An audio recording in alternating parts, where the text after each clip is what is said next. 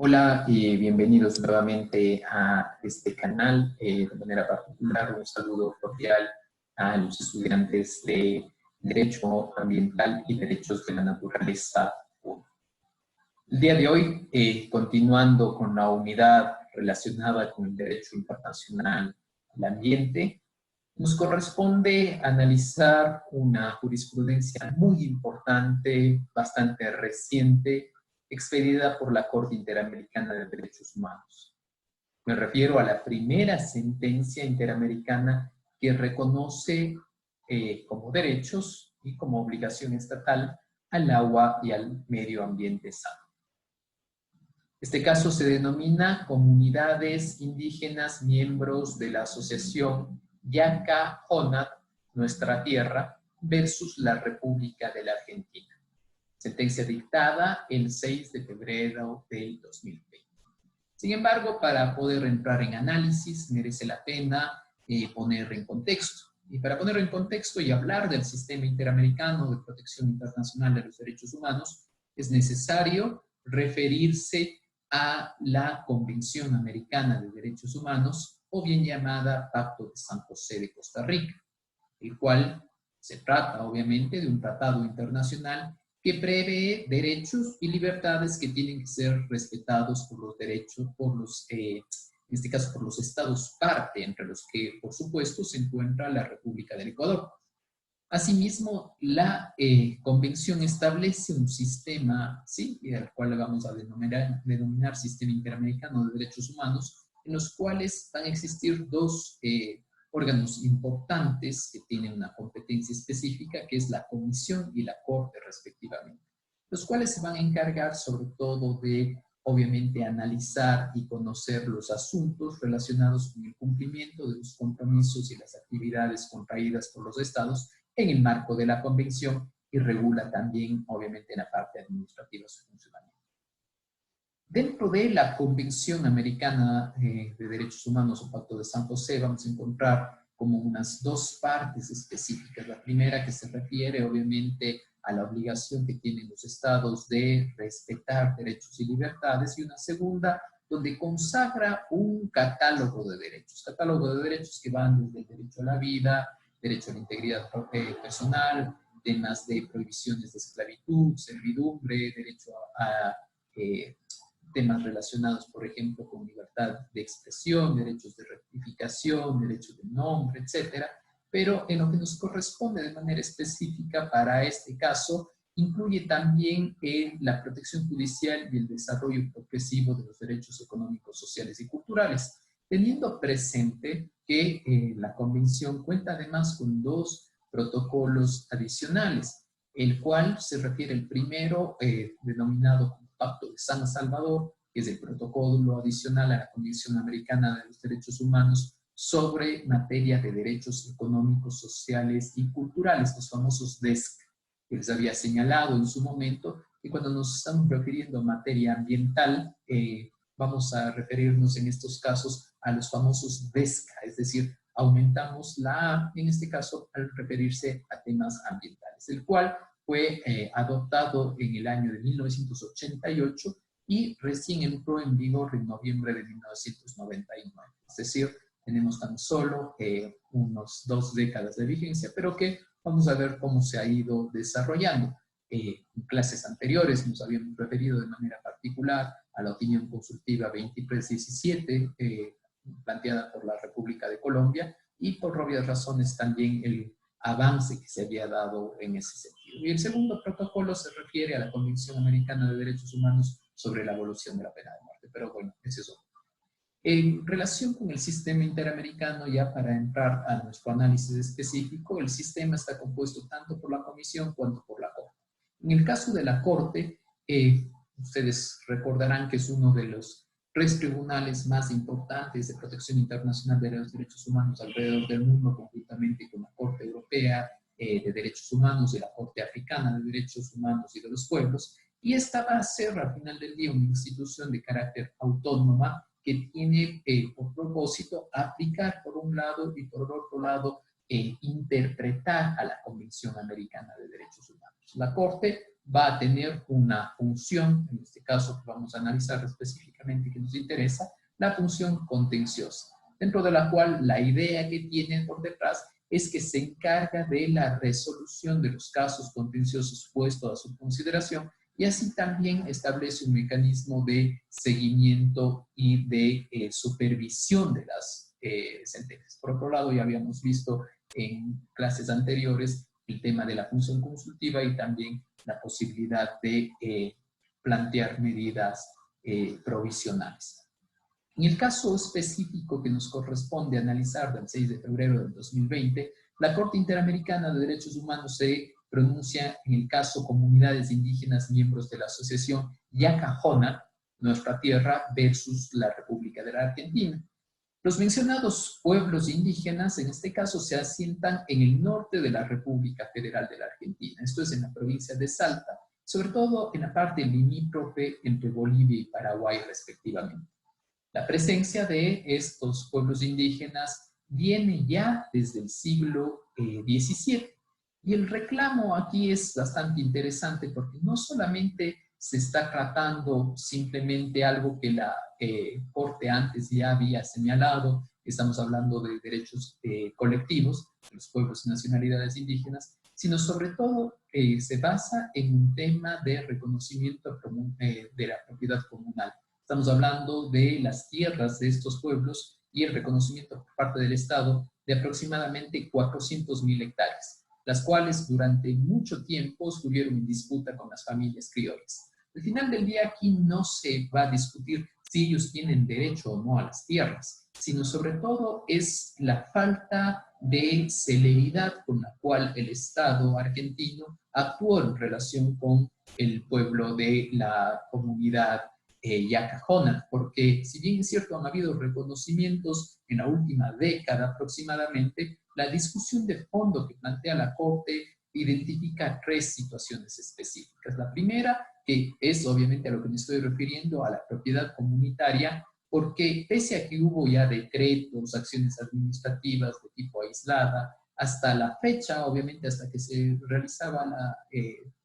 la acción planteada por el pueblo, no se había concluido con un proceso de entrega de títulos de propiedad a las comunidades indígenas, lo cual había ocasionado muchísimos conflictos con los criollos, y no solamente con los criollos, sino también por problemas en responsabilidad por parte del Estado, porque al tratarse de una zona fronteriza se habían realizado algunas infraestructuras importantes, entre ellas, por ejemplo, un viaducto y un puente, y estos sin realizar el proceso de la consulta previa libre e informada contenida en el convenio 169 de la OIT y por supuesto que ha sido desarrollada en la jurisprudencia de la Corte Interamericana de los Derechos Humanos, entre otros, en el caso Sarayaco. El segundo problema de discusión que se llega a plantear es cómo la innovación que se puede llegar a presentar en relación a la responsabilidad que tiene el Estado frente a la garantía de un medio ambiente sano. Estamos hablando no solo de medio ambiente sano, estamos hablando de alimentación adecuada, estamos hablando de un tema innovador también para la Corte,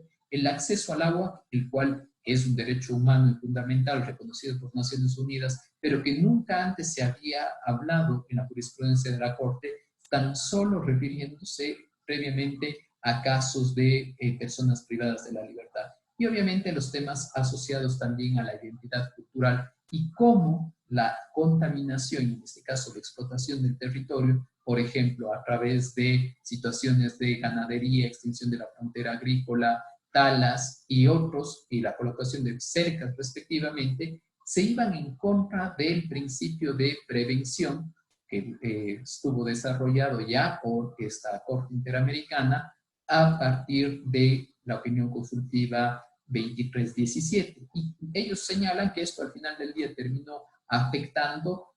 de manera directa a las comunidades de la forma a través de la cual estos podían acceder a sus alimentos, cómo accedían al líquido vital. No solamente se va en contra de situaciones de carácter alimenticio o de supervivencia, es decir, alimentos y agua respectivamente, sino también a sus costumbres y a la forma como estos accedían. Accedían de manera cercana, accedían directamente a la fuente, entre otras cosas. Otro problema que ya les planteé anteriormente era el relacionado con la construcción de este puente internacional que no contó con la participación comunitaria, es decir, sin la realización de una consulta previa, libre e informada. Y el tercero, por su parte, es la demora injustificada por parte del Estado en dar una respuesta judicial efectiva a las acciones interpuestas por parte de las comunidades. Justicia que llega tarde no es justicia, con lo cual, dentro de las mayores contribuciones que hace esta Corte Interamericana, este alto tribunal, se encuentra primero la consideración que el derecho al medio ambiente sano va a tener una perspectiva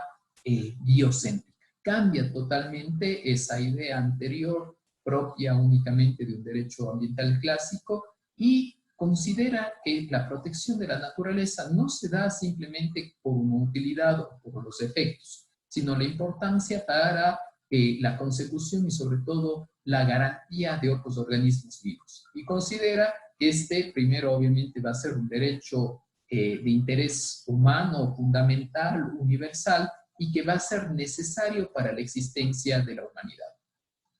Por otro lado, también hace una referencia específica al agua, y la Corte se refirió a la normativa internacional desde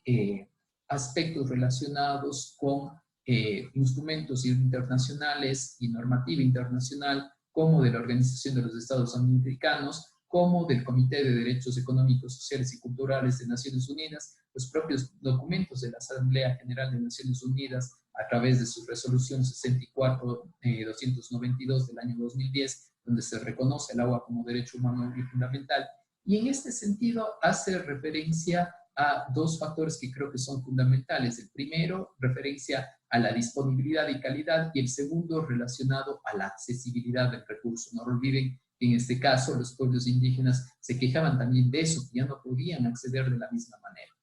Así también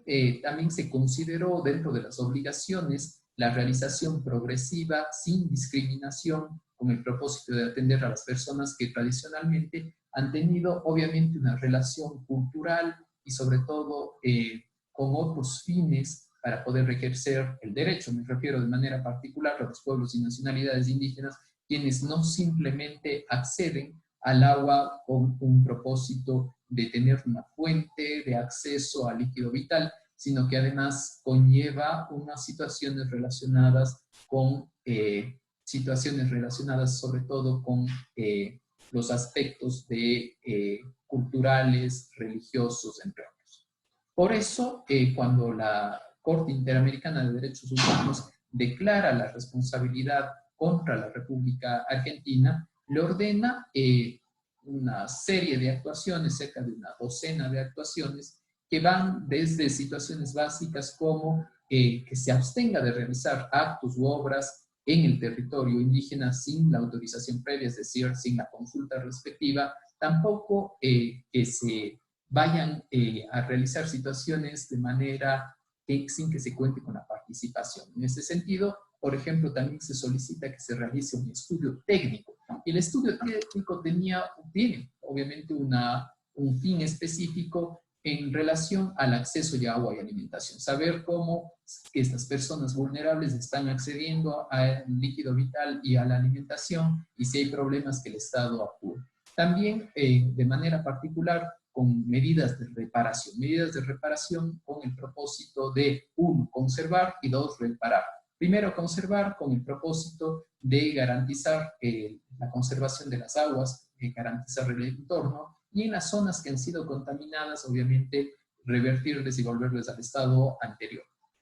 Así también la creación de un fondo comunitario, que estamos hablando ya desde un punto de vista económico, que sirva obviamente para mantener la identidad cultural de estos pueblos indígenas. Así también que se difunda la sentencia a través de todos los medios. Recuerden que no solamente se trata muchas veces de reparaciones materiales, sino también era fundamental en este caso para la Corte que Argentina haga conocer este caso dentro de en su territorio nacional, que se conozca la responsabilidad y que obviamente se maneje a través de estos temas, ¿sí? Por obvias razones también ya la parte específica del reclamo fundamental del caso del pueblo Yacajona, que era el tema relacionado con los títulos de propiedad. también un pago de gastos y costas y que se haga un informe de cumplimiento, porque la Corte no hace únicamente, toma los casos contenciosos y se pronuncia, sino hace un seguimiento. Y obviamente que el Estado informe sobre las medidas respecto de cómo iba dando cumplimiento a cada uno de estos ítems. El caso que hemos analizado en esta cápsula de IACA-CONA versus Argentina, yo creo de manera personal que debe tomarse a nivel interamericano y dentro de la comunidad internacional como una oportunidad para la defensa de distintos derechos que poco a poco se van desarrollando, que se les tenían al margen, y sobre todo para partir de una discusión de nuevos contenidos, nuevas fórmulas, oportunidades, también saber cuáles son las amenazas que se presentan en el desarrollo de proyectos, infraestructuras en general dentro del continente, y que obviamente al final del día se garantice un desarrollo sostenible pensando en los pueblos y nacionalidades indígenas, pensando en la naturaleza, y de esta forma realizar un desarrollo que permita ser lo más equilibrado posible. Ha sido un gusto para mí compartir con ustedes esta pequeña cápsula en relación a este importante caso y jurisprudencia de la Corte Interamericana de Derechos Humanos. No se olviden, si quieren saber más sobre el caso, adjunto en la descripción van a encontrar el link donde van a tener la sentencia de la Corte Interamericana de Derechos Humanos, y lo interesante es que a partir de este momento se debata en cada uno de los estados cuál es la repercusión que va a tener obviamente esta jurisprudencia en cada uno de ellos, y se tomen las acciones necesarias, acoplar legislaciones y por supuesto las políticas públicas y las decisiones por parte de la administración pública. Si les gustó este video, no olviden darle like, y si quieres suscribirte a la información de este canal en Derecho Público, Derecho Ambiental, no olvides suscribirte en la parte inferior. Ha sido un gusto para mí, no me queda nada más que decir y me despido y nos vemos en una próxima cápsula.